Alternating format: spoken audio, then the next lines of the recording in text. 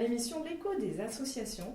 Aujourd'hui, c'est la deuxième émission, deuxième interview. Et nous nous trouvons dans les locaux de l'association Maison Libère. Pour ce faire, je serai Maison. Et moi, je serai Libère. Et aujourd'hui, nous recevons, enfin c'est plutôt vous qui nous recevez dans vos locaux, merci, Lorraine et Caroline. Bonjour. Bonjour. Bonjour.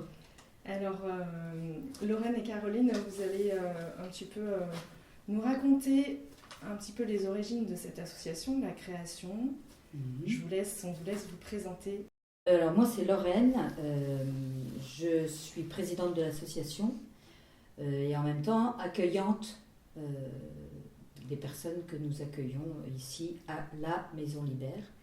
L'association est née en 2000, ça fait très loin, mais elle s'est métamorphosée quant à l'objet, mais ça reste toujours le même, qui est celui d'accueillir des personnes qui sont en fragilité ou en difficulté dans leur vie. Suite à un coup dur ou dans la pauvreté ou dans des situations difficiles. Voilà.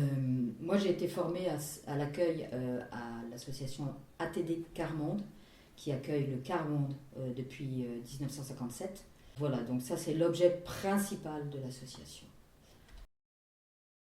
Moi, donc, c'est Caroline Snibert. Je suis trésorière de l'association de la Maison Libère.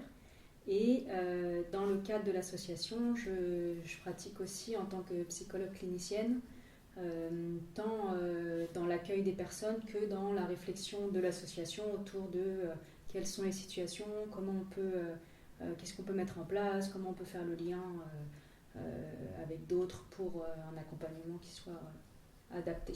Voilà. Nous sommes une dizaine de personnes au sein du noyau dur de l'association.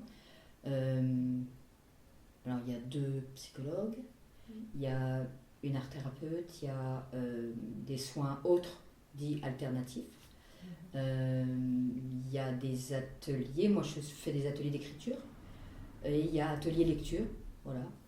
Une dizaine, oui, sophrologue, kinésiologue, naturopathe. Est-ce que vous pouvez nous expliquer du coup l'origine du mot Libère, qui fait partie du nom de l'association? Oui. Ah oui, parce que le Libère, c'est pas une faute d'orthographe, c'est L-I-B-E-R, c'est ce qui permet à la sève de circuler dans un arbre. C'est-à-dire c'est le véhiculant de l'énergie de l'arbre. D'où la présence du Libère dans notre logo avec cette femme ou cet homme, ça peut être une femme ou un homme, qui, dans une période de sa vie, ça coince un peu, il y a des nœuds, et nous on propose des outils ou des situations ou des temps de cocooning, si je puis dire, autour de la cheminée, des temps où on peut écouter, parler, échanger, en dehors des institutions ou en dehors de la famille ou en dehors de... Libère en latin, c'est aussi le livre, Oui. qui est principal dans votre démarche. Oui, parce que le livre, pour moi, a toujours été une source à la fois d'enrichissement intellectuel, certes, mais de contact humain, autre que le contact direct. Et le livre, ça se partage, ça s'échange, ça fait des rencontres. Et ici, on a vraiment comme idée de partager des connaissances, partager des ressentis, des émotions et rencontrer les gens. Voilà. Par rapport à la notion de libère aussi, il y avait la question du lien entre des prises en charge institutionnelles classiques et le retour à la maison. Et donc, le but de cette association, c'était vraiment de pouvoir permettre quelque chose qui permette justement ce lien entre une prise en charge qui est proposée par l'État, par les institutions, par les hôpitaux, et un retour à la maison, c'est-à-dire qu'il y a un sas entre les deux, où il y a une continuité qui est vraiment un suivi pour pas que la personne soit livrée à elle-même du jour au lendemain. Et c'est ça qu'on cherche en fait, c'est partager. Oui, partager et répondre aussi à la demande. C'est-à-dire qu'en circulant dans le village, en discutant, et on a rencontré plusieurs personnes qui avaient des cancers ou qui sortaient de cancer. Donc on a fait des groupes de parole pour des gens du village qui avaient envie de partager. Alors c'est jamais évident parce que tout le monde se connaît, c'est un petit village. Mais en même temps, nous, on faisait vraiment attention pour que ce soit un lieu qui soit justement sécurisant à cet endroit-là. Évidemment, avec les règles de base, pas de jugement, de ce qui se dit ici, ça reste ici. Que ce soit un espace où on puisse parler de sujets dont il y a besoin dans un cadre sécuritaire. Ouais.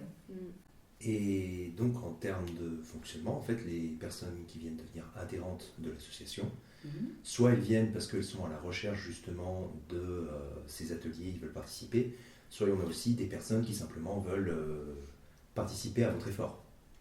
Oui, l'adhésion, c'est vraiment un élan vers l'association ou bien une participation je viens dans un atelier, j'adhère pour l'année, comme toute association, et aussi pour recevoir la gazette de la Maison Libère. Donc il y a une gazette. Il y a une gazette. Super. Donc en termes d'activités que vous avez dans les mois à venir et puis de communication que vous avez vis-à-vis d'autres activités, On aimerait bien que les ateliers soient un petit peu plus remplis. Les événements les plus réguliers, c'est atelier d'écriture, atelier lecture, séance d'art-thérapie, mais séance aussi d'observation de c'est quoi la peinture, comment on partage, enfin c'est de l'art-thérapie. Il va y avoir un atelier cuisine autour de tout ce qui est ayurvédique. Il y a aussi un atelier de dramathérapie qui est Oui. proposé, sachant que ce qui est important de préciser, je pense que ces ateliers-là, c'est dans le cadre de l'association de la Maison Libère, c'est-à-dire que c'est des ateliers qui sont certains à prix très bas, avec la possibilité de tarifs solidaires, et selon les situations, que ce soit complètement accessible gratuitement pour certaines personnes. Est-ce que vous auriez un message à nous faire passer, une info que vous auriez envie de nous transmettre? Moi j'aurais envie, on en avait parlé, mais c'est vrai que j'aurais envie de dire que c'est pas évident de faire la démarche de pousser la porte d'une association en disant voilà, moi j'ai telle situation, je me sens un petit peu en difficulté, parce que ça veut dire déjà reconnaître qu'on est en difficulté, pouvoir reconnaître qu'on peut se faire aider parfois gratuitement, et ça pour certaines personnes c'est pas évident non plus, et du coup le message ce serait de dire personne n'est illégitime à venir frapper à la porte de l'association, et aussi ce qui est important c'est que peut-être que l'entourage des personnes qui ont des connaissances, des amis, de la famille qui sont en difficulté, qui puissent aussi accompagner et vraiment quelque part faire cette première démarche que nous on ne peut pas faire tant que la personne n'a pas ouvert la porte, mais cette première démarche de faire confiance et de pouvoir oser venir. est-ce que vous avez une petite anecdote à nous raconter, quelque chose d'un peu amusant ou tendre ou autre chose?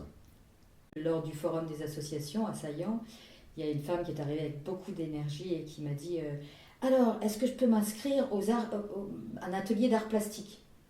Et là, j'ai été démunie et je me suis dit, après coup, mais oui, j'aurais dû lui répondre qu'il y a des ateliers d'art plastique. C'est notre corps humain qu'on est en train d'essayer de revivifier par les ateliers Libère ou la Maison Libère. Mais j'ai été tellement surprise que je lui dis ah non, il n'y en a pas, elle est partie. C'est dommage. C'est vrai que ce qui est intéressant dans cette anecdote, c'est que avant de s'appeler Maison Libère, je pense que c'est important de dire qu'on a appelé ça Atelier Libère, parce que on a vraiment cette conception que chacun a une boîte à outils pour apprendre à prendre soin de soi. Sachant que les professionnels qui sont ici sont eux-mêmes, comment tu peux dire, suivis par un autre professionnel. Ah oui, de toute façon, c'est important. Chacun de nous fait aussi le travail de construction de sa propre boîte à outils. Et c'est important d'ailleurs parce qu'on tient à ce que ce lieu soit vraiment quelque part un lieu sérieux dans la prise en charge.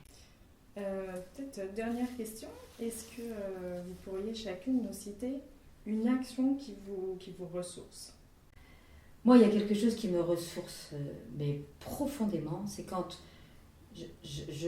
j'accueille ici ou je parle avec quelqu'un qui, dans le début de la conversation, est comme un arbre sec, en fait, et qui, au fur et à mesure de l'écoute, de l'échange, du partage verbal ou juste de présence, je vois cette personne se détendre.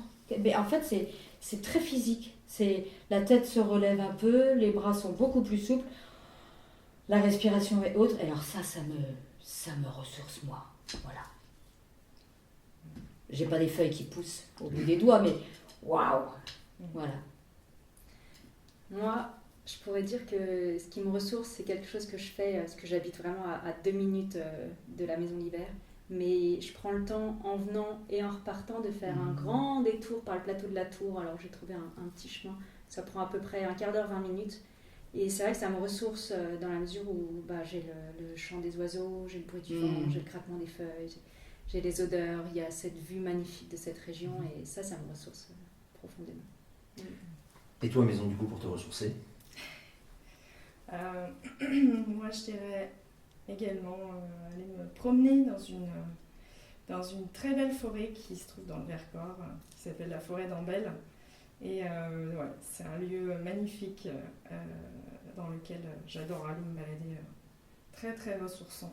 Il n'y a pas encore de branches qui poussent là, mais ça va pas tarder. Ça va pas tarder. Ouais. Et vous, Libère?